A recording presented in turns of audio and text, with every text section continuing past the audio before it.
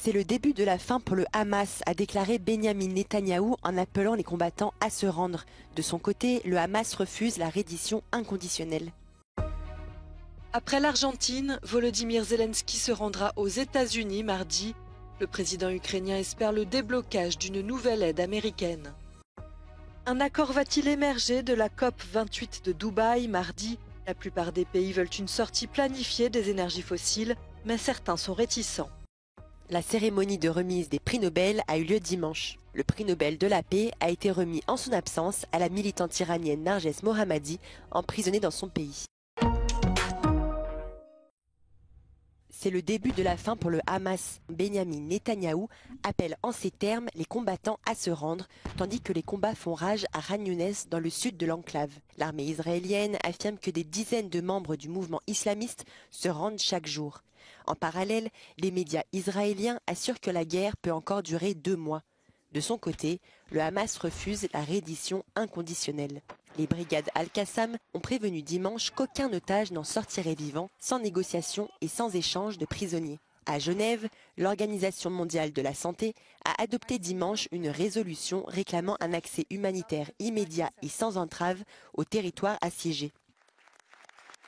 But I reiterate that in the current context, sustained humanitarian assistance at the scale needed is simply not possible. Without a ceasefire, there is no peace. And without peace, there is no help. À Gaza, plus de 80% des familles ont un accès insuffisant à la nourriture, a alerté le Programme alimentaire mondial. Près de 18 000 personnes sont mortes et près de 50 000 blessés depuis le début de l'offensive israélienne, selon le Hamas. Côté israélien, 101 soldats sont décédés. Volodymyr Zelensky était en Argentine dimanche pour la cérémonie d'investiture du nouveau président Javier Milei. Le chef d'État ukrainien a salué un nouveau début pour l'Argentine. Il se rendra mardi à Washington et rencontrera le président Joe Biden et le chef des Républicains à la Chambre, Mike Johnson. Pendant ce temps, à Kiev, des proches de soldats ukrainiens prisonniers des Russes ont manifesté. Dans de nombreux cas, ils n'ont aucun contact avec les prisonniers et ignorent même s'ils sont encore vivants. Cette ancienne prisonnière de guerre explique pourquoi il faut rester mobilisé. Важливо по кільком причинам. По-перше, щоб привернути увагу світу, а саме світ може якимось чином вплинути на Російську Федерацію, щоб вони віддали нам наших військовополонених. Kiev affirme avoir abattu 8 missiles russes la nuit dernière qui visaient la capitale. Dans l'est du pays, le commandant des troupes terrestres décrit la situation comme difficile. Lundi, le Royaume-Uni doit annoncer de nouvelles mesures de soutien militaire à Kiev. Londres s'engage déjà à fournir 2 navires anti-mines pour renforcer la sécurité en mer Noire. Dernière ligne droite pour aboutir à un accord sur le climat à la COP 28 de Dubaï. Certains pays bloquent encore sur un appel à la fin des énergies fossiles. C'est pourtant l'élément clé de cette COP, estime le secrétaire général des Nations Unies. Antonio Guterres demande aux négociateurs de faire preuve d'une flexibilité maximum et de bonne foi. Le responsable de l'ONU pour le changement climatique, lui, se veut plutôt optimiste. We are now here to discuss 2 issues. 1, how high is our ambition on mitigation? And 2, are we willing to back this transition with the proper means of support to deliver it? Les grands pays exportateurs de pétrole, comme l'Arabie saoudite ou l'Irak, ne bougent pas de leur position de défense des énergies fossiles.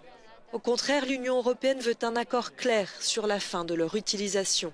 Selon ses représentants, il n'y a pas d'alternative, c'est scientifique. If we put more stuff into the air, the planets will boil. And that is what we are here to prevent. La COP 28 se termine mardi. 8 ans après l'accord de Paris, en 2015, le bilan international de la lutte contre le changement climatique est médiocre. Les États s'étaient engagés à limiter l'augmentation de la température à 1,5 degré, mais ils ne sont pas parvenus à mettre en œuvre les changements promis. Dans le nord-est du Brésil, les craintes des habitants de Maceió se confirment. Une mine de sel s'est partiellement écroulée dimanche dans cette ville de la côte atlantique et elle risque de s'effondrer totalement.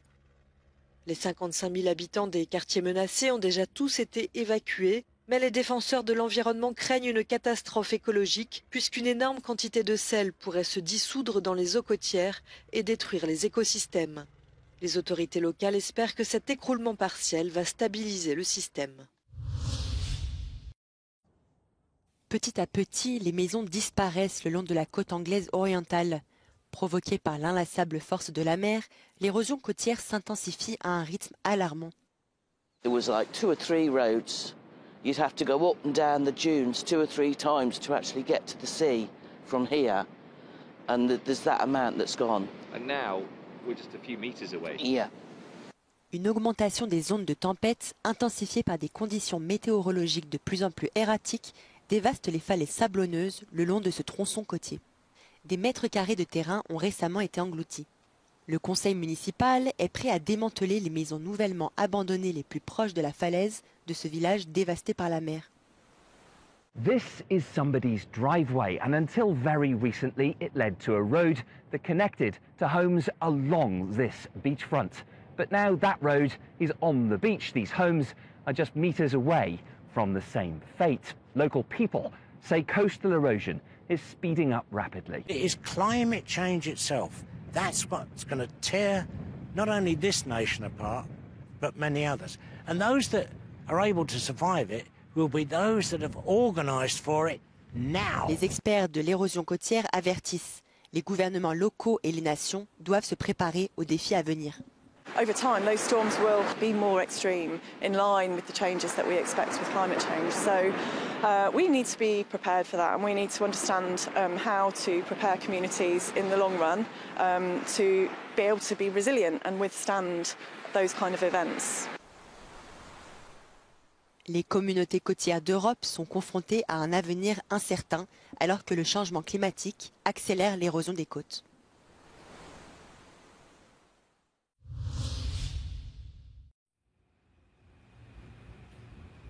Le gouvernement français a mis en place une nouvelle approche pour faire face à la situation des sans-abri à Paris. Depuis le printemps dernier, 10 hébergements temporaires ont été installés à travers la France, dans des villes comme Toulouse, Bordeaux et Strasbourg, dans le but de délocaliser les sans-abri hors des rues de la capitale. More than 60 organizations sent a letter to the Olympic Games Committee, condemning this relocation strategy as a social cleansing method. They believe the government intends to create a polished image of the capital before the 2024 Olympic Games in Paris. Paul Rosy, one of the spokespersons for the collective of associations, explained his concerns to us. On peut s'imaginer que par exemple, je suis un demandeur d'asile afghan, j'ai fui la dictature des talibans, j'arrive à Paris, mais un jour il y a un bus qui vient sur mon campement et qui m'emmène. Si malheureusement je suis pas dans les bonnes cases administratives, je vais me retrouver dans une région où potentiellement il y aura beaucoup moins d'assauts pour le médical, pour le social, pour le juridique, et donc je reviendrai à Paris. En fait, c'est une politique qui avait déjà lieu, mais les JO viennent accélérer ça parce qu'il y a un impératif de faire ce qu'eux appellent une ville propre, et le travail de harcèlement et de nettoyage, c'est les mots du ministre de l'Intérieur. Et donc on sait que ça s'adresse aussi aux populations que l'État considère comme indésirables. I'm here in what was once the largest squat in Paris, known as Unibeton, which was dismantled by the police in April. More than 400 people, primarily from Chad and Sudan, were evicted from the site, which had been occupied for 3 years. The area is said to be part of the Olympic Village for the 2024 Paris Games. Nous avons rencontré Fari, qui était l'un des résidents de ce squat. On a eu quand même des rencontres avec la préfecture. Il y a eu des promesses comme quoi que les gens vont être hébergés et que tout le monde seront pris en charge. Aucune parole a été respectée. Donc toutes ces personnes sont retrouvées à la rue. Je pense que les réfugiés ont une mauvaise image pour les JO. Et c'est pourquoi ils ont décidé d'expulser. Sauf qu'il n'y a pas eu de solution pour ces personnes qui sont expulsées des squats. D'autres refuges pour sans-abri sont également sous pression, car situés dans des zones mobilisées pour les Jeux Olympiques. Les personnes qui vivent à la rue, et notamment les publics exilés, sont chassées de plus en plus loin de Paris. On nous fait remonter régulièrement que les personnes sont réveillées la nuit et qu'on leur demande de partir. Une de nos craintes, c'est les difficultés que les personnes vont rencontrer pendant les Jeux Olympiques pour pouvoir se déplacer et pour pouvoir accéder à certains lieux de répit. La préfecture de Paris a affirmé à Euronews son engagement à sortir ces personnes de la rue, Jeux olympiques ou non, dans le but de leur assurer un hébergement digne. These people face a precarious situation as they are compelled to attend the interviews with the prefecture of Paris, a potentially dangerous process for the migrants lacking a legal status which could lead to the expulsion from the country. La cérémonie de remise des prix Nobel a eu lieu ce dimanche à Stockholm, en Suède. Les 10 lauréats des prix de médecine, physique, chimie, littérature et économie ont reçu la récompense des mains du roi Carl XVI Gustaf. Le prix Nobel de littérature a notamment été remis à l'écrivain norvégien John Foss. Le prix d'économie a quant à lui honoré l'économiste américaine Claudia Goldin pour ses travaux sur la main-d'œuvre féminine et l'inégalité des revenus. La cérémonie s'est poursuivie par un somptueux banquet à l'hôtel de ville de Stockholm. Les festivités ont commencé par un toast du roi en mémoire d'Alfred Nobel. Un peu plus tôt, un banquet plus modeste a eu lieu à Oslo en l'honneur de la lauréate du prix Nobel de la paix, la militante iranienne Narges Mohammadi, toujours emprisonnée dans son pays. Son prix a donc été remis en son absence à ses enfants, des jumeaux de 17 ans, Kiana et Ali Rahmani, exilés en France depuis 2015. Au même moment, la farouche adversaire du port obligatoire du hijab pour les femmes et de la peine de mort en Iran a annoncé entamer une nouvelle grève de la faim. À Oslo, une cérémonie au flambeau s'est terminée devant le Grand Hôtel où la famille de Narges Mohammadi est apparue au balcon de la suite Nobel. Une image de la lauréate souriante a été projetée sur la façade du bâtiment.